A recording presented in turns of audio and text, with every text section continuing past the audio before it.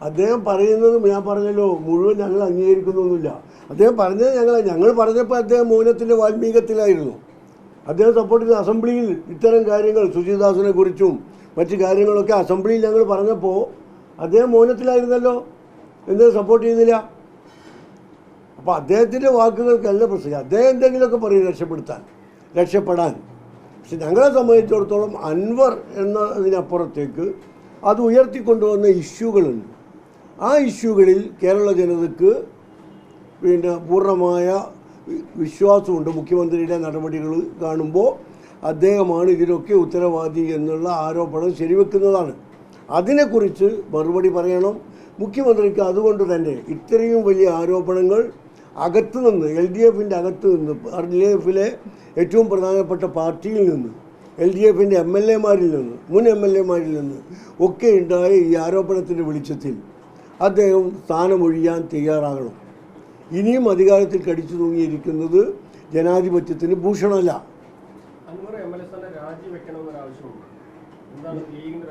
ഞങ്ങളത് ഈ ഭരണത്തോടൊപ്പം നിൽക്കുന്നത് എങ്ങനെ? അദ്ദേഹം ഇതൊക്കെ പറഞ്ഞിട്ട് ഇത്തരം ആരോപണങ്ങളൊക്കെ ഉന്നയിക്കുകയാണ്.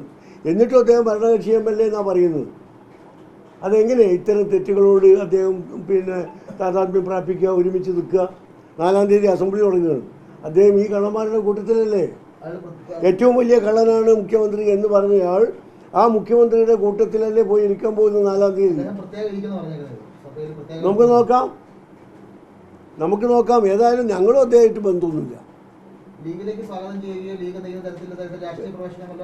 അങ്ങനെ ഒരു ചിന്തയാ മുസ്ലിം ലീഗിനില്ല.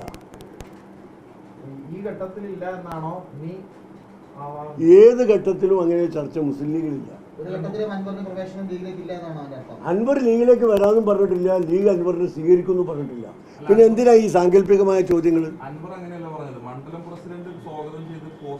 പ്രസിഡന്റ് സ്വാഗതം ചെയ്തിട്ടില്ല. നിങ്ങൾ കാണിച്ചു തരുമോ?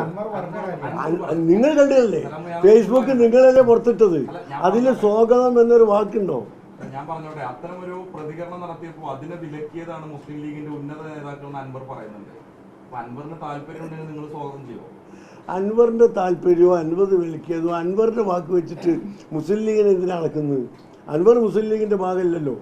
അൻവർ ഭരണകക്ഷിയുടെ ഭാഗമാണ്, CPMന്റെ ഭാഗമാണ്. അതുകൊണ്ട് അൻവർ CPMനെയും ഭരണകക്ഷിയെയും കുറിച്ച് പറയുന്നത് അദ്ദേഹത്തിന് അറിയുന്ന കാര്യമാണ്. മുസ്ലിം ലീഗിനെ കുറിച്ച് അദ്ദേഹത്തിന് അറിഞ്ഞൂടാ. അദ്ദേഹത്തെ CPMന്റെ ഭാഗമല്ല, സ്വന്തം MLA ആണെങ്കിൽ പോലും LDFിന്റെ ഭാഗമായിരുന്നു. അദ്ദേഹം പുറത്തു പോകുന്നു. ഈ പശ്ചാത്തലത്തിൽ ഏതെങ്കിലും തരത്തിൽ അദ്ദേഹത്തിന് മുസ്ലിം ലീഗ് സ്വാഗതം ചെയ്യുന്ന അവസ്ഥ ഉണ്ടോ? ഇല്ല, 100% ഇല്ല. ഭാവിയിലെ കാര്യം നമ്മൾ ഇനിയും കാണുമല്ലോ. ഇത് അവസാനത്തെ കാണലല്ലോ, അപ്പം പറയാം. ഈ രാഷ്ട്രീയ നെക്സസിനെ കുറിച്ച് അൻവർ പറയുമ്പോഴേ PK കുഞ്ഞാലിക്കുട്ടി ഉൾപ്പെടെയുള്ള ഉന്നത നേതാക്കൾ ഇതിൽ ഉൾപ്പെടുമെന്ന് അദ്ദേഹം ചൂണ്ടിക്കാണിക്കുന്നുണ്ട്. ഇവിടെയുള്ള മുഖ്യധാരാ പാർട്ടികളുടെ നേതാക്കളൊക്കെ തന്നെ പരസ്പരം കമ്മ്യൂണിക്കേറ്റ് ചെയ്യുന്നുണ്ട് പല കാര്യങ്ങളും. അതാണ് കേരളം നേരിടുന്ന ഏറ്റവും വലിയ അപകടം എന്ന് അൻവർ ചൂണ്ടിക്കാണിക്കുന്നത്. അൻവറിന് ഇപ്പോഴാണ് അത് ബോധ്യമായിരുന്നത്. മുഖ്യധാര രാഷ്ട്രീയ പാർട്ടികൾ തമ്മിൽ യോജിക്കാവുന്ന കാര്യങ്ങളിൽ പരസ്പരം ചർച്ച ചെയ്യുന്നതിനും സഹകരിക്കുന്നതിനും എന്താ തെറ്റ്? ഇപ്പോൾ ഞാൻ മിനിഞ്ഞാന്ന് യെച്ചൂരി അനുസ്മരണത്തിൽ ഒരുമിച്ച് മുഖ്യമന്ത്രിയും പാർട്ടി സെക്രട്ടറി ഗോവിന്ദൻ മാഷും പൊന്നേ രവീന്ദ്രനും വിഷ്ണുനാഥ് കോൺഗ്രസിൻ്റെ നേതാവൊക്കെ ഒരുമിച്ചായിരുന്നു. അത്തരം കാര്യങ്ങൾ സംസാരിക്കുക. പ്രതിപക്ഷവും ഭരണകക്ഷിയും തമ്മിൽ മിണ്ടാൻ പാടില്ല എന്ന് എവിടെയെങ്കിലും പറഞ്ഞിട്ടുണ്ടോ? പക്ഷെ ഞങ്ങളുടെ രാഷ്ട്രീയ നയങ്ങളിൽ ഒരു വിട്ടുവീഴ്ച ഉണ്ടാവില്ല. ആയിക്കോട്ടെ, അദ്ദേഹം ഇപ്പം രക്ഷപ്പെടാനും മറ്റുള്ളവരെ കുറ്റപ്പെടുത്താനുള്ള വഴികളൊക്കെ കണ്ടെത്തും. അത് നമ്മൾ മൈൻഡ് ചെയ്യേണ്ട ആവശ്യം. ഞങ്ങൾ പറഞ്ഞല്ലോ, അൻവർ അല്ല ഞങ്ങളുടെ ചർച്ച അൻവർ ഉയർത്തിക്കൊണ്ടുവന്ന ഇഷ്യൂകളാണ്. ആ ഇഷ്യൂകൾ ഞങ്ങൾ നേരത്തെ പറഞ്ഞതാണ്. അതിൻ്റെ ഡീറ്റെയിൽസിലേക്ക് അദ്ദേഹം ഇപ്പോൾ കടന്നു വന്നു. അദ്ദേഹത്തിന് അറിയുന്ന ഒരുപാട് കാര്യങ്ങൾ പറഞ്ഞു. ഇനിയും പറയാനുണ്ട്, ഗൗരവതരമായ കാര്യങ്ങൾ പറഞ്ഞു വെച്ചിട്ടുണ്ട്. മുഴുവൻ പറയട്ടെ, അപ്പോൾ നമുക്ക് നോക്കാം.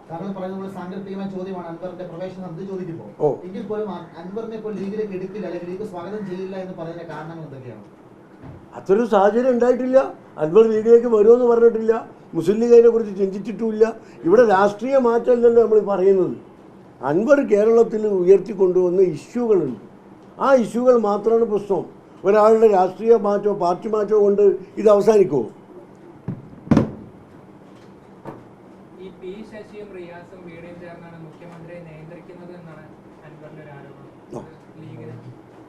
അദ്ദേഹം ഞാൻ പറയുന്ന അത്തരം കാര്യങ്ങളൊക്കെ ഉണ്ട്.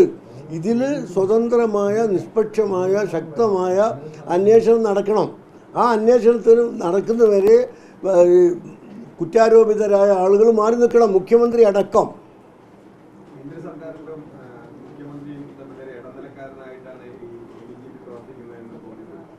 ആരാ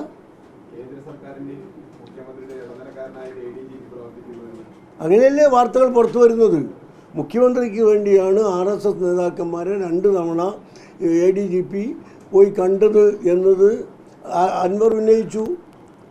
അതല്ല എങ്കിൽ അതിൻ്റെ യാഥാർത്ഥ്യം മുഖ്യമന്ത്രി പുറത്ത് പറയണ്ടേ? അല്ലെങ്കിൽ അങ്ങനെ പോയി കണ്ടത് എന്തിനാണ് എന്ന് ADGPയോട് മുഖ്യമന്ത്രി വിശദീകരണം തേടണ്ടേ? അതിന് പകരം വിജിലൻസ് അന്വേഷണത്തിന് കൊടുത്ത് ഇദ്ദേഹം പോയി കണ്ടോ? അങ്ങനെ പോയാൽ അന്വേഷണം നടക്കുമോ? അദ്ദേഹത്തിൻ്റെ കീഴിൽ ഉദ്യോഗസ്ഥനല്ലേ? എന്തിന് RSS നേതാക്കന്മാരെ പോയി കണ്ടു എന്ന് ആഭ്യന്തര വകുപ്പ് മന്ത്രിക്ക് സെക്രട്ടറി മുഖേന ഡിപ്പാർട്ട്മെൻറ്റ് മുഖേന അദ്ദേഹത്തോട് ചോദിച്ചൂടെ? അതെന്തുകൊണ്ടാണ് ചോദിക്കാത്തത്? അതിന് മറുപടി നിങ്ങൾ പറഞ്ഞിട്ട് എന്ന ഒറ്റ സെൻറ്റൻസിൽ അവസാനിച്ചാൽ എന്തായിരിക്കും സ്ഥിതി? അതുകൊണ്ടാണ് ചോദിക്കാത്തത്. ഇന്നലത്തെ അൻവറിന്റെ ആരോപണങ്ങൾക്ക് പിന്നാലെ പാർട്ടി കൂട്ടമായ ഒരു ക്യാമ്പയിൻ പോലെ മുതിർന്ന നേതാക്കൾ തുടങ്ങി DYFI ഉൾപ്പെടെ സംഘടനാ തലത്തിൽ വരെ അൻവറിനെ തള്ളുകയാണ്. അത് മതിയാകുമോ? ഒരു പ്രതിരോധം നിലയ്ക്ക് CPM അത് മതിയാകുമോ ഈ തള്ളറോട്? പാർട്ടിയെ സംബന്ധിച്ചിടത്തോളം അവർ എന്ത് നിലപാട് സ്വീകരിച്ചാലും നമുക്ക് കുഴപ്പമില്ല. പക്ഷേ അൻവർ പറഞ്ഞ ഇഷ്യൂ കേരളത്തിനെ മൊത്തത്തിൽ ബാധിക്കുന്നതാണ്. കള്ളക്കടത്ത്, തട്ടിക്കൊണ്ടുപോകൽ, അഴിമതി, RSS ബന്ധവും കേന്ദ്ര ഗവൺമെൻറ്റും CPM-ഉം തമ്മിലുള്ള അഡ്ജസ്റ്റ്മെൻറ്റുകൾ, കേസ് ഇല്ലാതാക്കൽ, കേസ് പിൻവലിക്കൽ, ഇത്തരം കാര്യങ്ങളൊക്കെ കേരളത്തെ മൊത്തത്തിൽ ബാധിക്കുന്നതാണ്, പാർട്ടിയെ ബാധിക്കുന്നതല്ല. ഇനിയും കൂടുതൽ പറയാനുണ്ട് ഗൗരവമായ കാര്യങ്ങൾ എന്നൊക്കെ പറയുമ്പോൾ കേരളത്തെ ഒരു മുൾമുനയിൽ നിർത്തല്ലേ? അതിനെക്കുറിച്ചാണ് ഞങ്ങൾ പറയുന്നത്. അന്വേഷണം വേണം, സ്വതന്ത്രമായ അന്വേഷണം വേണം.